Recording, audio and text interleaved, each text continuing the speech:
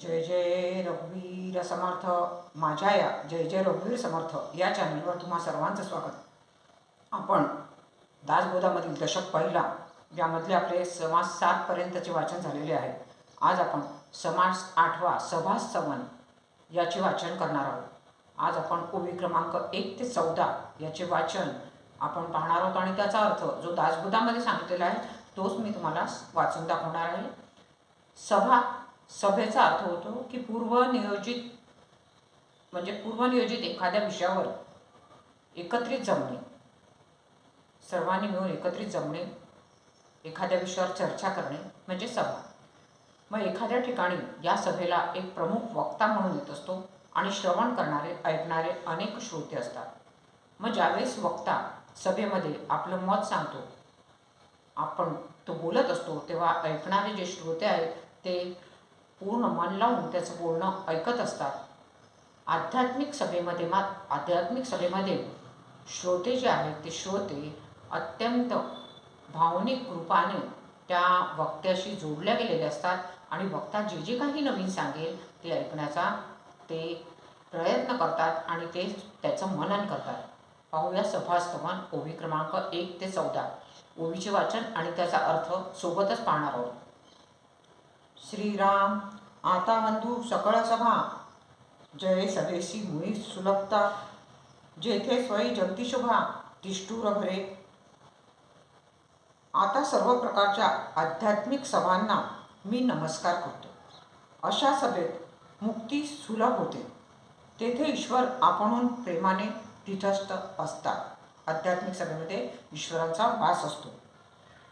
नाही वैकुंठाचा ठाई, नाही योग्यांचा हृदय, माझे भक्त गाती ठाई ठाई, तेथे मी तिष्ठतु नारदा, तेथे मी तिष्ठतु नारदा. भगवान नारदाला सांगतात की नारदा, वैकुंठ जे आहे ते योग्यांचे हृदय किंवा सूर्य यांचे ठिकाणी मी राहत नाही. माझे भक्त जेथे गायन करतात तेथे मी उभा असतो. मी वैकुंठात सापडत नाही, योग्यांच्या हृदयात आढळत नाही, तर माझे भक्त ज्या ज्या ठिकाणी गातात त्या त्या ठिकाणी नारदा मी उभा असतो. या कारणे सभाश्रेष्ठ, भक्त गाती ते वैकुंठ, नाम घोषे गडगडाट, जय जयकार गर्जती. म्हणून सभा जी आहे ती श्रेष्ठ मानावी. जेथे भक्त भगवंताचे गुणगायन करत असतात ते वैकुंठ समजावे. तेथे नामघोषाचा गडगडाट आणि भगवंताचा जय जयकार चाललेला असतो. भगवंतांनी सांगितलं आहे नारदाला की नारदा, मी कोणाच्या योग्यांच्या हृदयात नाही आहे, तर जे भक्त ज्या ज्या ठिकाणी भक्त माझा जय जयकार करतील, ज्या ज्या ठिकाणी भक्त माझं गुणगान करतील त्या त्या ठिकाणी मी असणार आहे. प्रेमळ भक्तांची गायने, भगवत कथा हरिकर्तने, वेद व्याख्यान पुराण श्रवणे, जेथे निरंतर. सभेमध्ये कोणते कोणते कार्यक्रम असतात? प्रेमळ भक्तांचे गायन असते, भगवंतांच्या कथा, हरिकीर्तने, वेदांचे व्याख्यान आणि पुराणांचे श्रवण हे कार्यक्रम आध्यात्मिक सभेमध्ये निरंतर चालू असतात. परमेश्वराचे गुणानुवाद, नाना निरूपणाचे संवाद, अध्यात्मविद्या भेदाभेद मथन जेथे.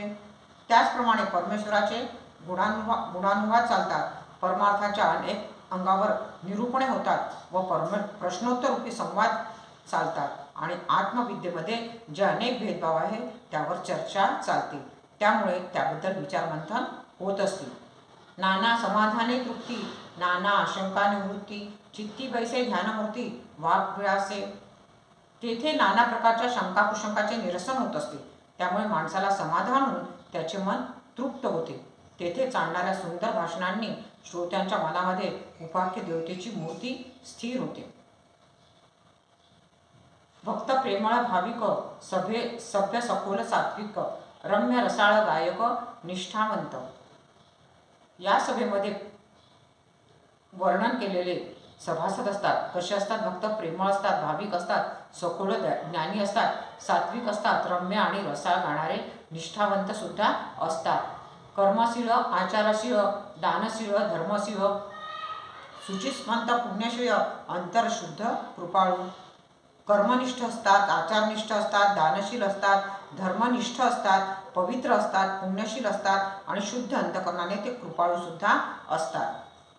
योगी वितरागी उदास, नेमक निग्रह तापस, विरक्त निस्पृह बहुवस, आरण्यवासी.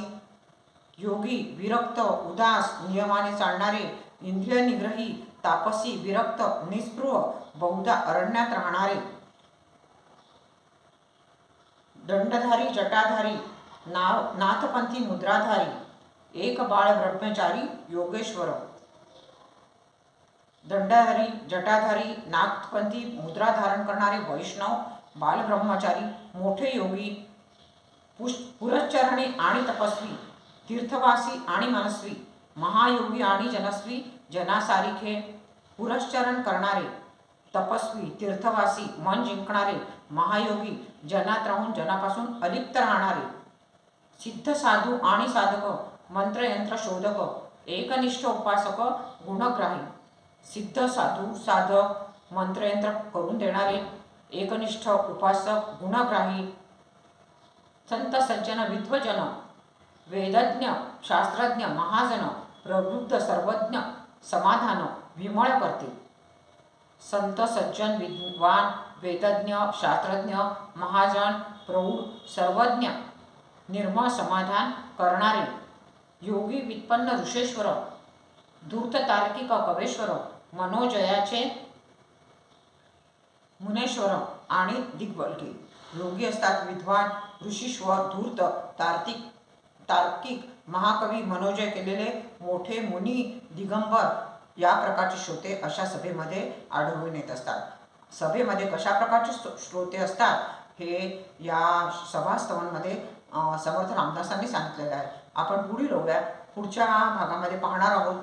तुम्हाला जर माझं चॅनल आवडत असेल तर त्याला लाईक, शेअर आणि सबस्क्राईब करायला विसरू नका.